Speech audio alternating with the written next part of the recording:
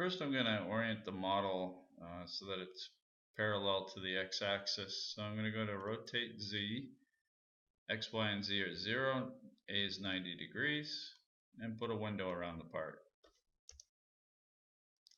Next step, I'm going to center the coordinate system on the piece. So I go to the stock setup for that, top, middle.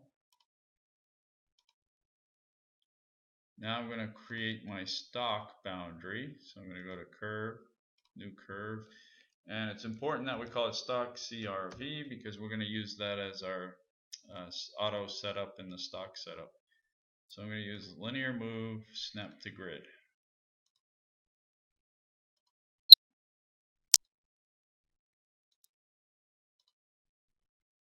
Go back to machining stock setup and just switch it over to custom stock. Now I want to machine all the material up to the part. So I'm going to go with the machining wizard and we'll go rough. Pick a roughing operation. I'm going to use a pocket strategy with an overlap of the tool diameter can go exceed the boundary. My path is the stock. I'll use a 2-inch fly mill and 1/4 inch depth of cut. But when we get into the radius over here, we don't want to leave a 1/4 inch step like you see in the red. So we're going to just make that maybe 35 thousandths. Leave a finish allowance. And our step over will go 3/4 of an inch.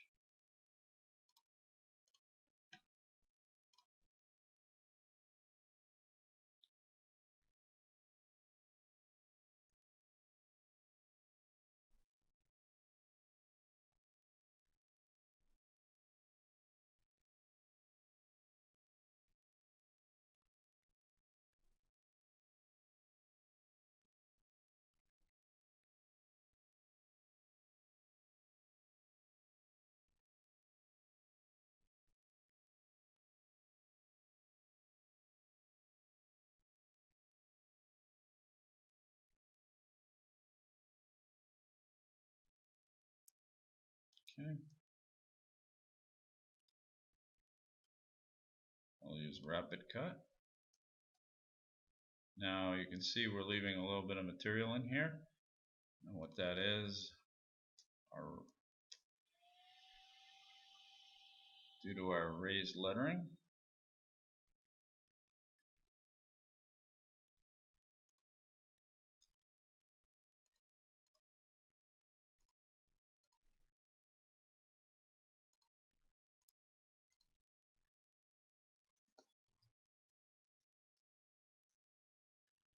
Next, we'll do a finish pass on all our flat surfaces.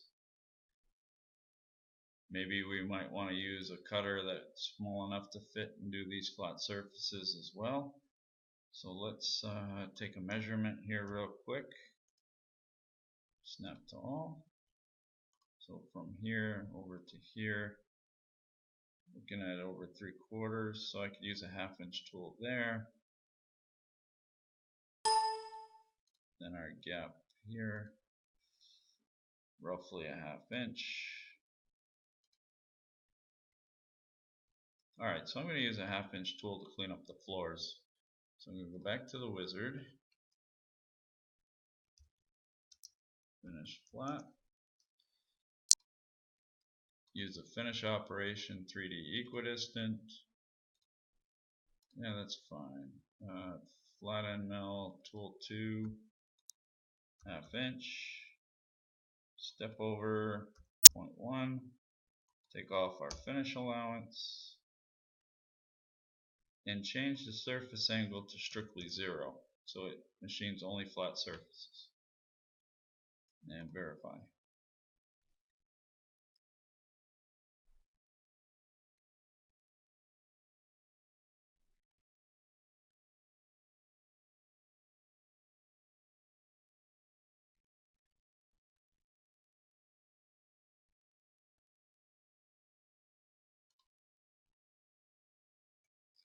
Okay, we have all these regions, we just didn't get this one over here. which is good. So what we'll do there is we'll just go back to the wizard and we'll do maybe 3/8 tool. Finishing, equidistant, 0, tool 3, 375.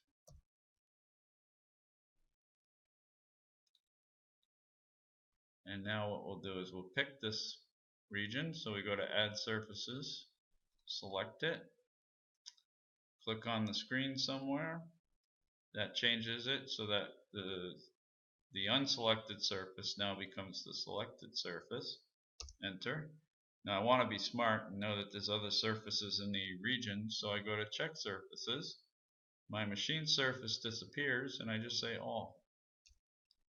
So 3D machining is just basically selecting surfaces to machine and then selecting machine surfaces to avoid.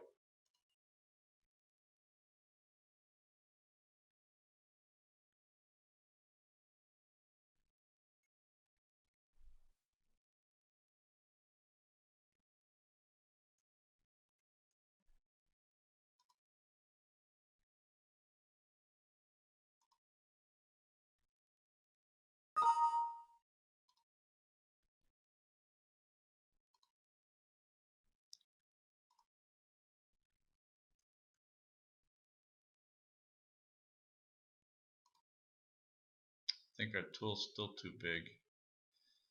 Let's cap this surface. So this is a good example. We're going to go to surfaces, standard, plane, arc, circle, or curve, discriminate circles, and we're going to put a cap surface on it. So now when we go to add machining, we'll add our cap surface and verify it again.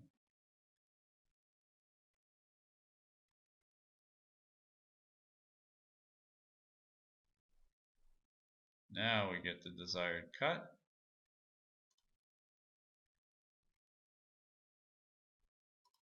Now we have material around the outside region. The depth of this part, click somewhere on the bottom, it's just over 2.8. So we'll cut a inch and a half. Let's find out. We'll go halfway down. Let's go select. Yeah, so if we go an inch and a half, we'll be in good shape. So now what I got to do is create a silhouette boundary so we can get the finished profile. So we'll go to curves, silhouette boundary, select all of our surfaces. Now I'm going to make the silhouette boundary curve my active curve, which it was. Automation, contour, profile.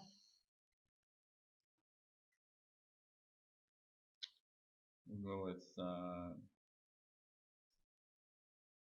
4, half-inch, depth 1.5,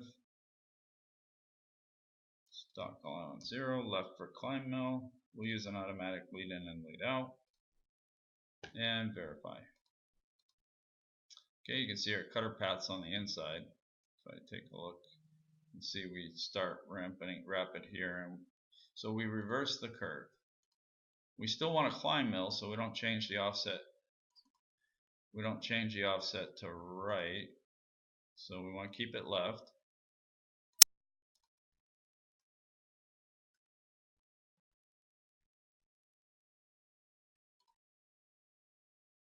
Okay, there's our inch and a half depth of cut.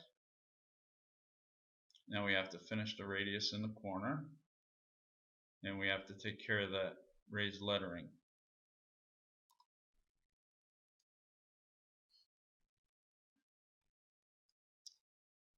Let's find out. Let's go back to the wizard.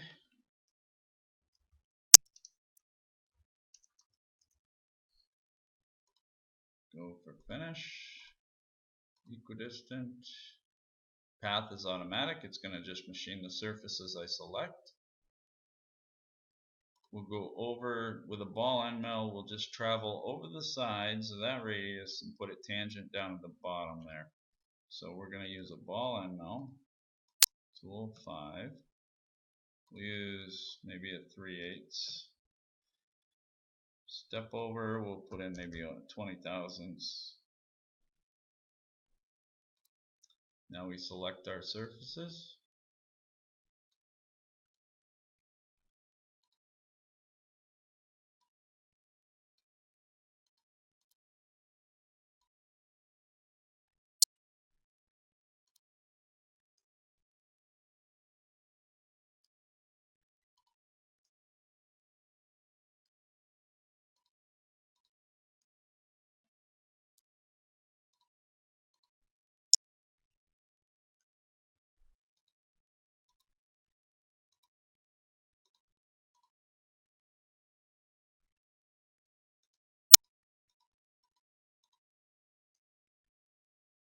Okay, those are the radius we want to machine.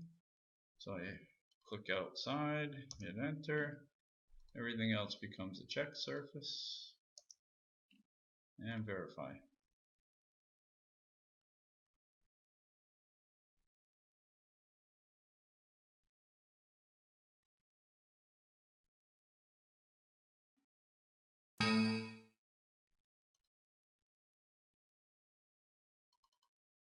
Check here, we got an error message.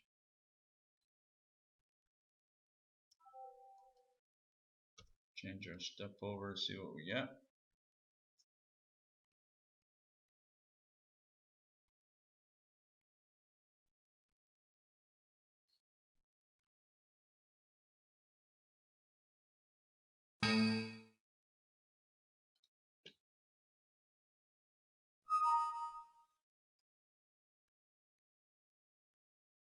Aha.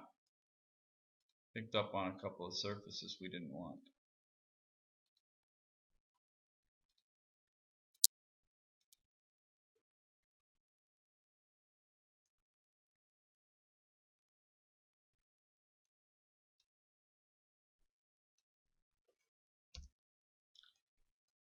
Let's try that again.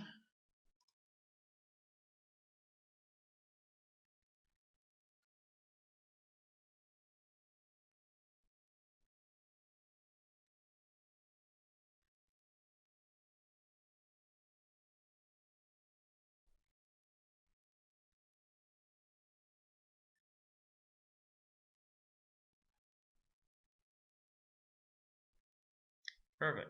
So that was the issue, a couple of surfaces. When I put a window around it, I caught some that were in the bottom.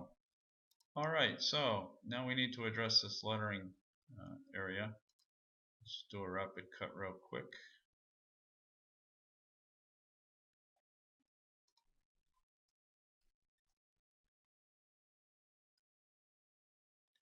So I'm going to tackle that. Let's go with Control right mouse click.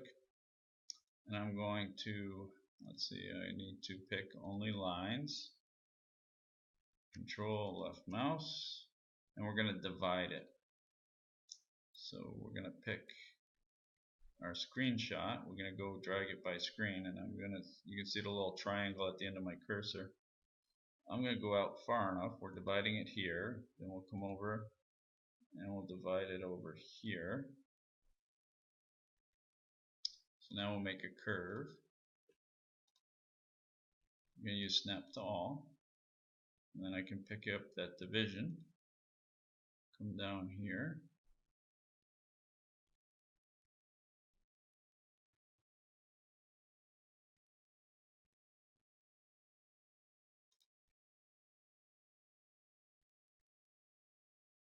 Oh, I had it a minute ago. There we go.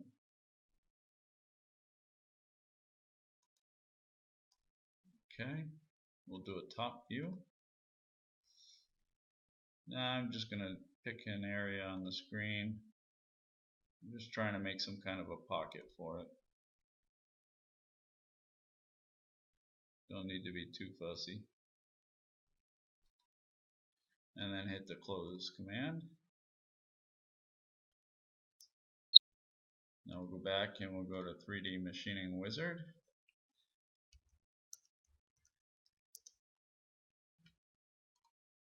finishing, equidistant, go to 0. Our path is going to be the last curve we created.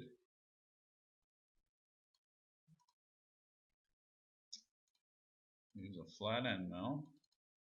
6. Let's go with 03125. Step over 2000s and verify.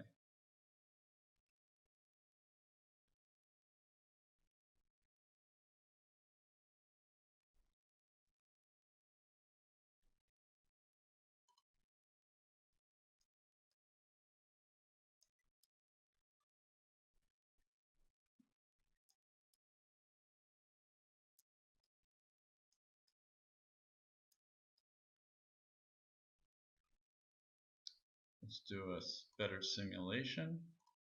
Switch over to best.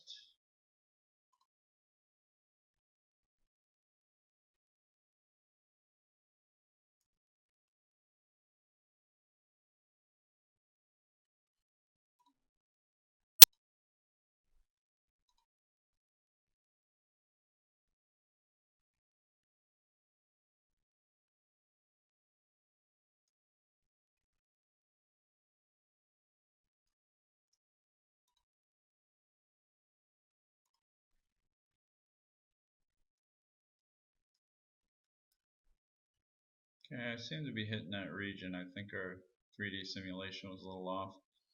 I'm going to get rid of these curves here. Anything I'm not using. Whoop, I need to undo that. Get rid of that. Okay. And it doesn't matter that the curve is at an angle like this. It's still on a 3D projection. It sees that it's flat and around the numbers just fine. I'm going to hide this surface right there. Add a curve, that doesn't matter. So I'm going to go to curves, hole recognition. Finds all the similar holes. That's why there's a link between them. So let's make that our active curve. We go down here, make it our active curve, and go to holes. Deep hole, chip break will give you a pecking. Go right to advanced. This will be tool number 7. 354. Depth, we hit the auto button. It knew it started below the surface and it knew the depth from there. If I want to add the drill tip angle, I can have the body of the drill at that dimension.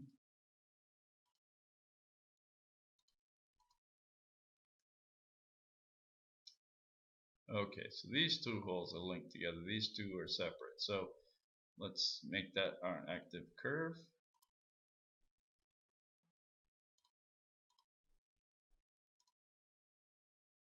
Advanced, tool 8, 433. Before I hit auto, I'm going to take the angle off. And now I'll add the angle.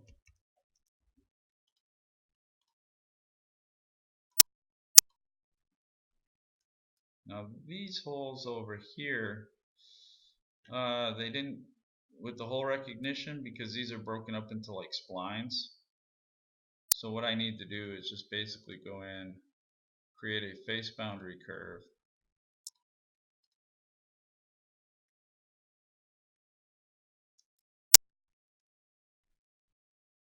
I can take a measurement. Let's go in there and check the radius.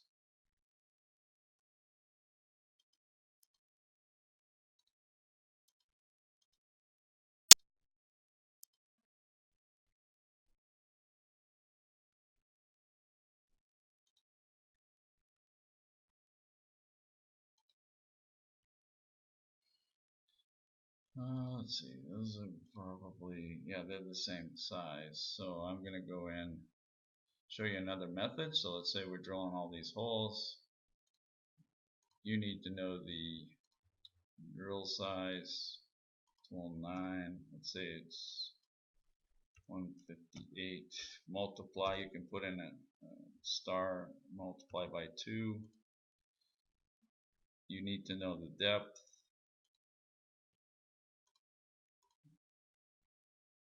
Now I need to select the right curve, so we go in here and we just turn 6 off. Then we go and add machining curves.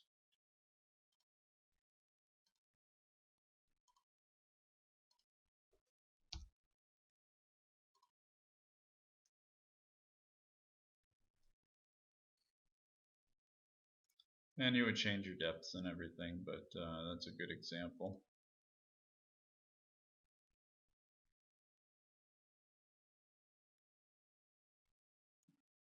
Perfect.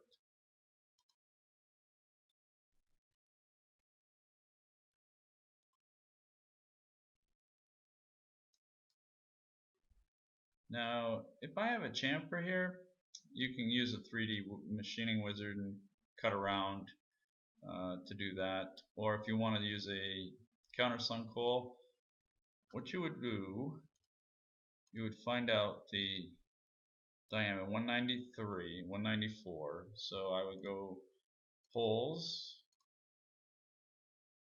advanced, tool 10, 194, and we multiply that by 2. Now that may not be the diameter of our spot drill, but that's the desired hole size. So you can change the depth to 0, and we want to calculate the drill tip. So let's say 90-degree spot at this diameter. So when I hit auto, it's going to make sure that the depth is correct. So let's go back to 0 degrees, and let's say I use an 82-degree countersink. Hit the auto. Now it knows how deep that 82-degree countersink needs to go to make a 388 hole. So now the diameter of our countersink might be a ½ inch. So we just keep that value there, leave it alone. And that concludes the side. Let's just maybe take a 3D preview of the part.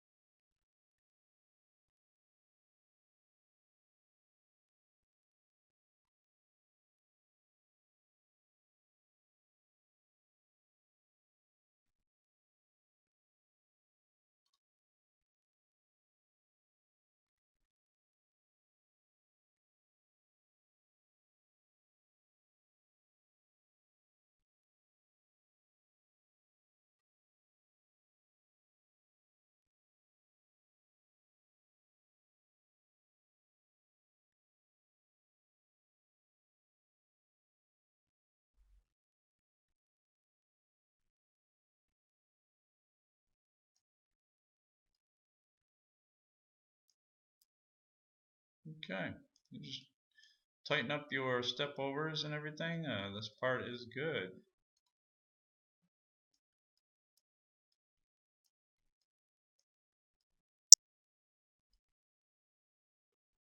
So you just go back into the finish red, tighten up your step over, tighten up your tolerance.